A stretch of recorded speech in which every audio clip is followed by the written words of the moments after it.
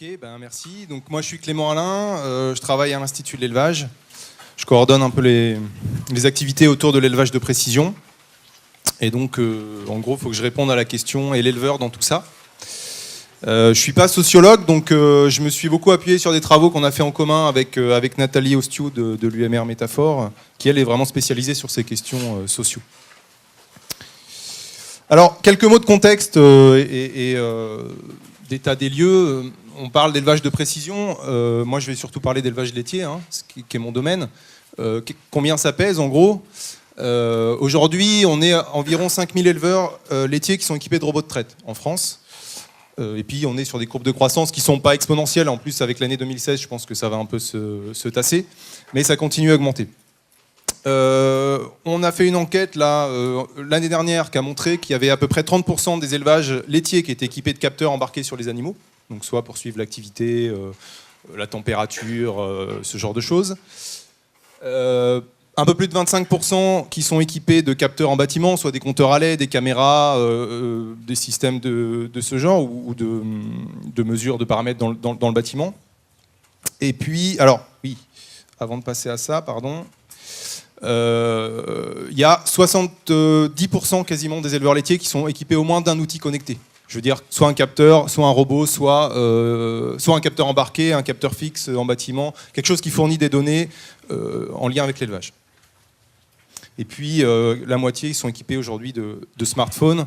C'est un peu plus de mémoire, j'espère que je ne dis pas de conneries, que la population française dans son ensemble.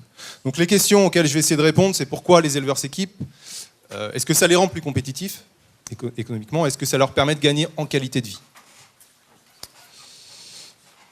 Une enquête que l'on a faite l'année dernière auprès de presque 800 éleveurs laitiers, avec des partenaires qui sont Orange et Evolution, on leur a posé la question suivante, est-ce que dans le futur vous souhaitez investir ou réinvestir dans les technologies d'élevage de précision et pourquoi? Les personnes qui ont répondu non ont évoqué en premier lieu, je pense que vous n'arrivez pas à lire, mais le coût ou l'absence de besoin, largement devant trop de données à manipuler, manque de fiabilité, difficile à utiliser.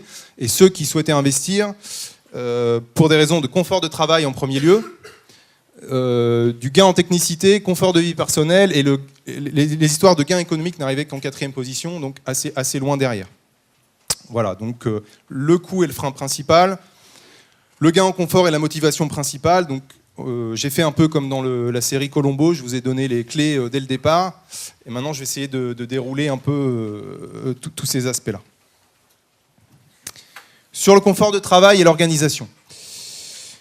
Il y a d'abord un volet de temps de travail. On a maintenant des élevages qui sont équipés d'automates, donc qui vont réaliser une tâche à la place de l'éleveur. Ça peut être la traite, ça peut être la distribution de l'aliment, de l'alimentation, le fourrage par exemple. Ça permet de gagner quand même un temps non négligeable. Pour la traite, ça va être jusqu'à 2 heures par jour, enfin selon les études qui peuvent varier, mais on va dire plusieurs heures par jour. Et puis l'alimentation jusqu'à 3 heures par jour pour des troupeaux de taille relativement moyenne, 60 vaches laitières. Donc c'est vraiment quelque chose de conséquent.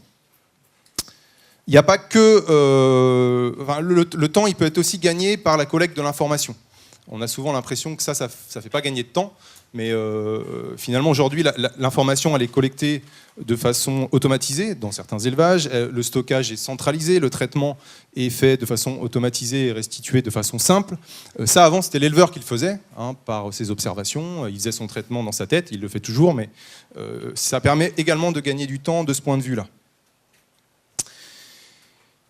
Et puis, ça a été évoqué tout à l'heure, les logiciels aujourd'hui qui sont associés à ces capteurs, à ces automates, font ce qu'on appelle du management par l'exception, c'est-à-dire qu'ils vont se focaliser sur des animaux qui ont besoin d'une attention particulière, plutôt que sur l'ensemble du troupeau. Et ça permet vraiment de détecter, enfin de s'intéresser qu'à la brebis galeuse, en quelque sorte, et du coup de gagner du temps là-dessus. Sur donc, le temps de travail, évidemment, d'un côté, on peut gagner du temps. Donc se pose après la question qui est cruciale quand on aborde les questions de rentabilité économique, comment on réinvestit ce temps-là. Donc le temps, il peut être réinvesti soit au sein de l'atelier alors laitier ou peu importe ce que l'éleveur fait comme élevage, il peut être investi pour de l'observation, de la surveillance, des soins du troupeau. Il y a un éleveur qui disait là, avec la traite en moins, je travaille aux logettes, au paillage et surtout au milieu du troupeau. J'observe le troupeau de l'intérieur, le suivi informatique simplifie la conduite. C'est une aide qui permet d'anticiper les chaleurs, la surveillance des vélages et les problèmes de mammites. Donc on peut réinvestir ce temps-là pour mieux s'occuper des animaux. On peut aussi développer d'autres ateliers. Culture, élevage, développer, si on est éleveur laitier, un atelier de porc ou d'engraissement de taurillon, par exemple, ou d'autres activités, diversifier l'activité, gîte, chambre d'hôte, par exemple, où là, ça va vraiment avoir un impact sur l'économie de l'élevage. Hop là. Quelque chose qui va, par contre, ne pas avoir d'impact sur l'économie de l'élevage, mais sur le confort de vie personnel, c'est de pouvoir passer, par exemple, plus de temps avec la famille. Donc, chez les éleveurs équipés en robots de traite, on va avoir une majorité des gens qui disent qu'ils sont plus disponibles pour leur famille, qu'ils ont une meilleure qualité de vie, qu'ils prennent plus de week-ends. Voilà. Donc, cette question d'utilisation du temps libéré, on le verra tout à l'heure quand on parlera un peu d'économie, c'est quand même extrêmement important. Alors évidemment, il ne faut pas cacher qu'il y a des nouvelles tâches qui apparaissent. Tout ça n'est pas rose. Les éleveurs qui s'équipent, ils ont des nouvelles astreintes, ils perdent des astreintes, la traite, l'alimentation, mais il faut consulter les données sur les logiciels. Ça peut être jusqu'à 40 minutes par jour pour un robot de traite, par exemple, c'est non négligeable, mais si on veut que ce soit utilisé de façon optimale, il faut le faire. Il faut aussi parfois aller pousser les vaches en retard dans le robot, puisque c'est un système volontaire, donc celles qui n'y vont pas, il faut quand même les y amener. On peut avoir des tâches qui sont pas qui sont relativement régulières. Si on utilise des capteurs, il faut installer les capteurs. Là, c'est une photo d'un capteur qui se positionne sur la queue, mais souvent, c'est des colliers. Il faut les installer, les enlever, faire la correspondance entre les animaux équipés et le capteur pour pouvoir suivre ça de façon correcte sur son outil. Et puis, bien sûr, il y a des tâches occasionnelles, mais qui peuvent être très prenantes. C'est l'entretien et la maintenance.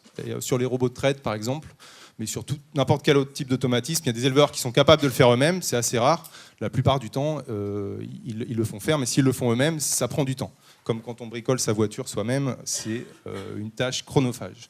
Et puis, programmation et paramétrage, ça n'a pas été beaucoup abordé, mais les éleveurs qui s'équipent, par exemple, de systèmes de distribution automatisée de fourrage, il faut paramétrer l'outil pour paramétrer la ration, la fréquence de distribution, et tout ça, ça prend du temps également.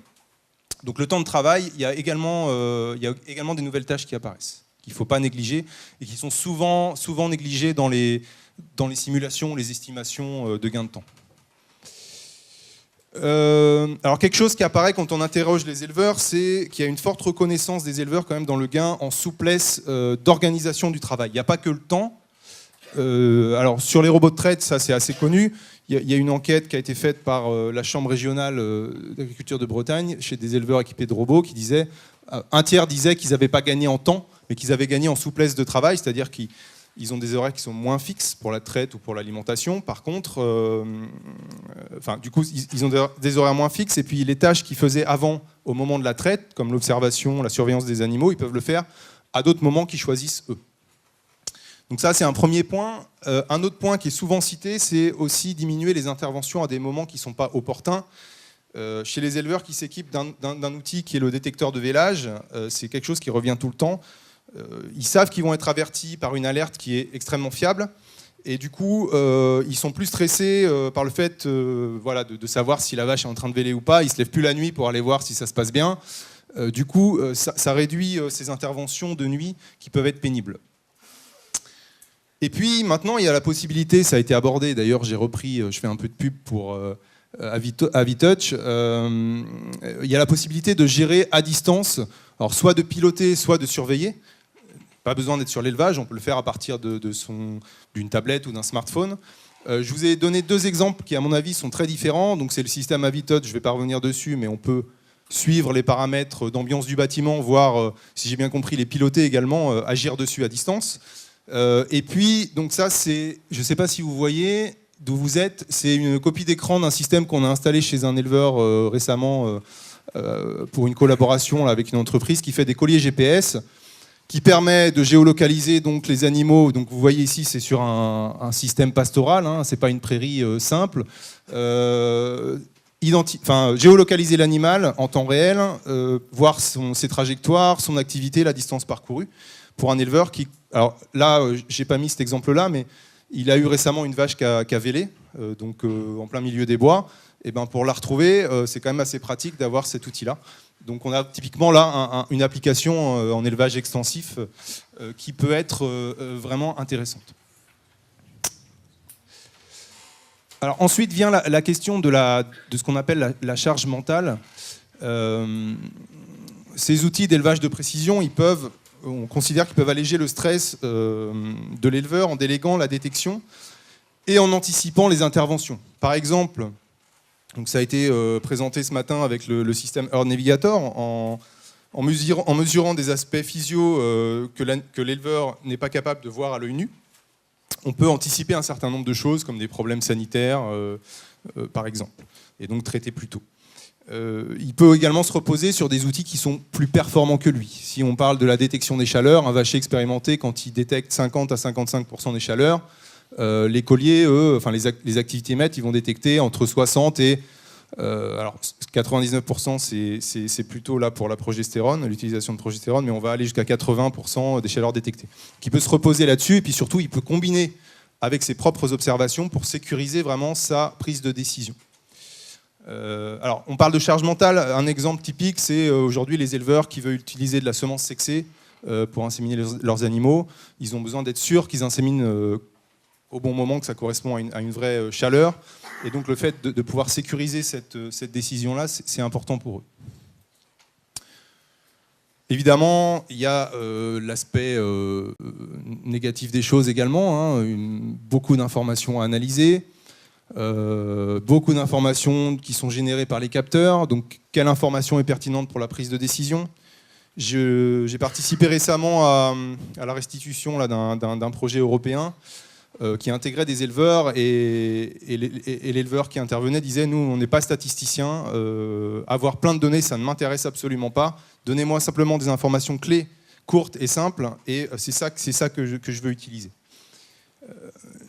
Donc une étude là, qui a été faite sur les éleveurs équipés de robots montrait que seulement 3% des alertes mammites délivrées par les robots de traite étaient suivies d'action par les éleveurs. C'est-à-dire qu'ils allaient vérifier physiquement sur l'animal qu'il y avait un problème et qu'il faisait quelque chose. Donc en gros, ils ne s'en servaient pas. Trop d'informations tue la décision. Alors, bon, il y a des méthodes pour essayer de réguler ça. Évidemment, toutes ces alertes, ça peut être source de stress. Il y a différentes stratégies possibles. Les éleveurs peuvent choisir de recevoir des alarmes dites fixes, c'est-à-dire qui vont être disponibles soit sur un boîtier fixe en bâtiment avec un voyant lumineux, soit sur un ordinateur. Donc ils vont aller consulter quand ça les intéresse les informations qu'ils souhaitent avoir, ou alors s'ils souhaitent être plus réactifs et avoir vraiment l'ensemble des informations en temps réel, ils peuvent choisir de réceptionner ça sur un téléphone par exemple. Ils peuvent opter pour la gestion à distance, donc j'en ai parlé déjà un peu, possibilité d'intervenir à n'importe quel moment, jour et nuit. Ça rassure les éleveurs en cas d'absence, par exemple le dimanche quand ils vont à un repas de famille chez leur belle-maman, ils peuvent prendre leur tablette avec eux et intervenir de chez belle-maman. Bon évidemment, c'est un peu intrusif dans la vie de famille, mais rien n'est parfait. Une question essentielle également qu'on se pose dans nos travaux avec Nathalie Ostiou, c'est la question de l'autonomie décisionnelle. Aujourd'hui, vous avez un petit schéma humoristique là qui fait état du fait que finalement l'éleveur, dans un cas extrême, pourrait même plus intervenir auprès de ses animaux et déléguer complètement la décision, les actions à des algorithmes. Alors, selon quel côté on se place de la lorgnette, ça peut être bien ou pas bien. Et je veux dire, il y a des éleveurs qui peuvent vouloir déléguer ça et puis faire d'autres tâches. Se pose quand même la question de la substitution de ces outils-là au savoir-faire de l'éleveur. Par exemple, si les éleveurs arrêtent de reconnaître les signes d'expression des chaleurs des vaches, pour cette génération, ce ne sera pas un problème parce qu'ils ont appris à le faire. Mais dans 2-3 générations, s'ils ne sont plus capables de le faire, alors je ne sais pas si ça posera un problème, on pourra toujours dire qu'il y a des outils qui le font à notre place. Mais une fois qu'on a perdu la compétence, c'est difficile de revenir dessus. Il y a également un risque d'addiction, de dépendance. Alors dépendance aux données peut-être et aux alertes, oui. Aux dépanneurs également. Plus on s'équipe, plus on a besoin des dépanneurs. Si on a une panne de détecteur de chaleur, c'est pas bien grave. Si on a une panne de robot de traite et de robot d'alimentation, il faut vraiment que le dépanneur soit très réactif. Et là, c'est vraiment un critère clé de choix pour les éleveurs. Je peux vous dire la réactivité des constructeurs ou des concessionnaires pour intervenir sur le dépannage. Donc ils peuvent être dépendants à ça. Et il y a quelque chose que je n'ai pas mis là, mais qui me semble essentiel, c'est la dépendance également au réseau 3G, 4G, téléphone, mobile. Un exemple que je donne de temps en temps, mais qui est un vrai exemple, un vrai retour d'éleveur, sur une enquête que l'on a réalisée l'année dernière. Un éleveur nous a dit, moi j'ai acheté un robot de traite à 150 000 €. J'en suis très content. J'ai également acheté l'appli pour le piloter à distance, un peu comme la V-Touch, là, mais version Lely ou de Laval. Par contre, le problème, c'est que j'ai pas de 3G ni 4G. Donc, quand je suis sur mon tracteur ou quand je suis pas en Wi-Fi chez moi, ça marche pas. Un exemple de cas où la technologie de la robotique est allée plus vite finalement que le déploiement du réseau sur le territoire. Et on peut être dépendant aussi de ça. Il faut en avoir conscience. Donc évidemment, il y a besoin de se former autour de tout ça pour savoir quand intervenir, besoin d'acquérir de nouvelles compétences pour l'éleveur, mais aussi pour ses partenaires. Le dernier point concerne la relation homme-animal, et puis on peut aller jusqu'à la machine. On était assez sceptique au départ, quand on a parlé d'élevage de précision, on pensait que ça ne pouvait que dégrader la relation homme-animal, et quand on a interrogé les gens, finalement, on a eu des retours assez surprenants. Il y a certains éléments qui peuvent être améliorés, qui peuvent améliorer la relation homme-animal. Par exemple, le temps libéré par l'automatisation peut être réinvesti dans l'observation et le contact avec les animaux. Ça, c'est fait régulièrement. Il y a clairement des éleveurs qui nous ont dit, moi, c'était le robot de traite où j'arrêtais carrément l'élevage des vaches laitières. Je ne pouvais plus traire et je ne pouvais plus voir mes vaches en peinture. Le fait d'avoir un robot, ça m'a permis de me réinvestir et de me réintéresser à mes animaux. Il y a également des nouvelles interactions. On a des DAC pour les truies, on a des robots de traite. Ça nécessite d'accompagner les animaux au départ quand on installe ça sur sa ferme pour leur apprendre à utiliser l'outil. Ça, c'est des interactions et un accompagnement qui n'existait pas avant. Et puis, il y a des gens qui nous disent on a une connaissance plus complète des paramètres biologiques et comportementaux des animaux. On a l'impression de mieux connaître nos animaux. On voit les courbes de progestérone. C'est quelque chose franchement incroyable. On connaît leur cyclicité. Enfin, on connaît tout un tas de choses, un peu comme un médecin, auquel on n'avait pas accès avant. Évidemment, tout n'est pas parfait, une nouvelle fois. Certains éleveurs choisissent de passer leur temps derrière leur ordinateur, donc là c'est évidemment le risque. On peut dégrader complètement la relation à l'animal.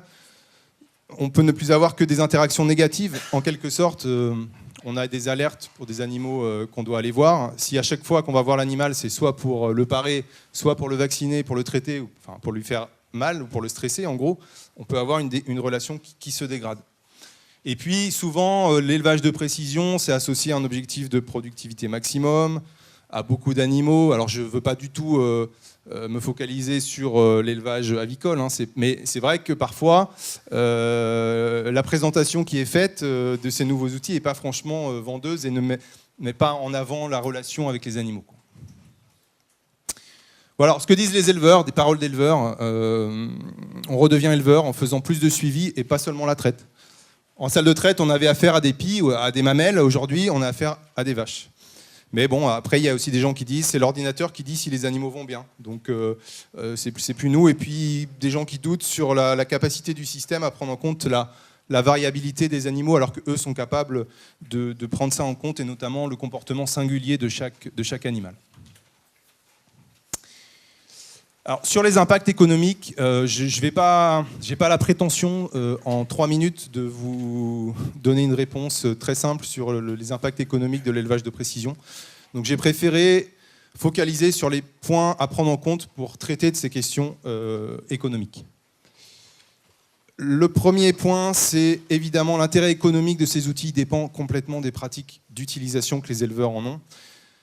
Un exemple ici, encore des enquêtes que nous avons réalisées chez des éleveurs équipés de détecteurs automatisés des chaleurs. On leur demandait comment ils utilisaient ces détecteurs. Donc, soit certains avaient Donc vous avez différentes régions qui ont été enquêtées. Certains délèguent totalement l'observation des chaleurs à leur outil, c'est-à-dire qu'ils ne font plus d'observation. Ils ont une alerte, ils appellent l'inséminateur, ils inséminent. Ils ne contrôlent pas. D'autres, à l'opposé, privilégient complètement l'observation visuelle. Ils ont acheté un système automatisé, mais ils observent tout le temps, et dès qu'ils reçoivent une alerte, ils vont vérifier visuellement. Et puis il y a une stratégie intermédiaire qui est quand même, dans la majorité des cas, utilisée. Évidemment, ça va complètement impacter la performance de détection de l'ensemble, mais également le gain de temps. Et ces aspects-là, ils sont utilisés quand on fait des analyses technico-économiques. Donc la façon dont l'éleveur l'utilise, c'est extrêmement important et c'est très rarement pris en compte dans les simulations économiques qui sont réalisées et qu'on trouve dans la littérature. Ça dépend du système d'élevage également. Comment dire, là sur ce tableau, je n'ai pas le temps de détailler, mais vous avez les bénéfices économiques permis par un équipement détecteur automatisé des chaleurs par rapport à une situation sans équipement. Donc avant équipement, après équipement, plusieurs références, plusieurs tailles de troupeaux, plusieurs niveaux de production. Par contre, ce qui a été testé, c'est à chaque fois un gain en sensibilité de détection de 50% avant équipement à 80% après équipement. Bon, ce qu'on voit, c'est qu'on n'est pas d'accord entre les différentes simulations. Par contre, ce qu'on constate, c'est que les gains, qu'ils soient positifs ou négatifs, ou les pertes, sont autour de zéro. Et plus l'élevage est de taille importante, plus on peut espérer un retour sur investissement intéressant. Pourquoi ? Parce que certains coûts sont incompressibles. Les logiciels, les bases de réception des données qui connectent les capteurs, c'est un coût fixe. Donc plus on a d'animaux, plus on peut diluer ce coût sur le troupeau. Donc il y a une économie d'échelle, évidemment. Il y a la question de la stratégie d'équipement également. Saturation vs flexibilité. Je veux dire par là que certains éleveurs font le choix d'équiper tout leur troupeau de capteurs, quand d'autres choisissent d'acheter un parc de quelques capteurs et de changer d'un animal à l'autre en fonction des événements qu'ils souhaitent détecter. Il y a la question du gain de temps. Est-ce que c'est pertinent de transformer le temps en euros ? C'est pas toujours évident. Et comment ce gain de temps est réinvesti ? Évidemment, ça impacte complètement ces simulations économiques. Et puis le dernier truc que je voulais dire, c'est que ça dépend bien sûr des performances avant équipement. Alors il faut bien distinguer les automates, qui vont réaliser vraiment juste une tâche physique à la place d'une personne, des systèmes d'aide à la décision, donc là c'est encore les détecteurs automatisés des chaleurs. Vous avez ici un graphe qui montre l'évolution de la marge brute d'un atelier laitier de 125 vaches laitières, haute productrice, en fonction de la sensibilité de détection des chaleurs. Donc le premier trait là, c'est situation avant équipement pour un éleveur qui est assez médiocre, on va dire, qui détecte 40% des chaleurs à l'œil nu, et une situation après équipement où il détecte 80%. Donc, il peut espérer un gain de 3 800 € sur la marge brute. Évidemment, si l'éleveur à la base il est meilleur, il peut espérer moins. Donc sur tout ce qui touche à l'aide à la décision, forcément ça dépend des performances avant équipement. Voilà, donc pour conclure et ouvrir un peu, je voulais dire que les impacts de l'élevage de précision sur le travail, que ce soit sur le temps et sur le confort, et les bénéfices économiques dépendent énormément des pratiques d'utilisation des technologies, du réinvestissement du temps gagné, quand il y a du temps qui est gagné, et des performances avant équipement. Les bénéfices économiques, ils sont franchement pas évidents. Je ne vais pas vous lister toutes les publis qui existent, mais toutes les publis neutres, disons pas faites par des constructeurs, montrent que les gains économiques ils sont vraiment pas évidents, voire négatifs. Alors je parle économique. Hein. Par contre, ça apporte d'autres choses. Ça apporte du confort, du temps de travail, évidemment. Et puis pour ouvrir un peu, ça n'a pas été trop abordé, mais je pense que bon, ça, vous l'avez noté, hein, l'élevage de précision, il transforme profondément le métier d'éleveur en termes d'organisation, de nouvelles compétences nécessaires, etc. Une question qui se pose, c'est est-ce que ça peut être un moyen d'attirer des jeunes vers ces métiers-là, des jeunes qui sont en quête de modernité, par exemple. Est-ce que ça peut être également une opportunité pour maintenir certaines productions ou métiers qui sont en difficulté ? On a très peu parlé de l'élevage extensif, alors que il y a des besoins qui sont exprimés et qui sont assez clairs pour pouvoir localiser ces animaux, pour pouvoir les défendre vis-à-vis des prédateurs. Pour l'instant, c'est une anecdote, mais peut-être que ça deviendra un produit utilisé, des colliers qui prétendent défendre les brebis contre les attaques de loups. En tout cas, il y a des besoins, y compris dans ces domaines-là. Et il y a également une place pour de l'élevage extensif de précision qu'il ne faut pas oublier. Je vous remercie.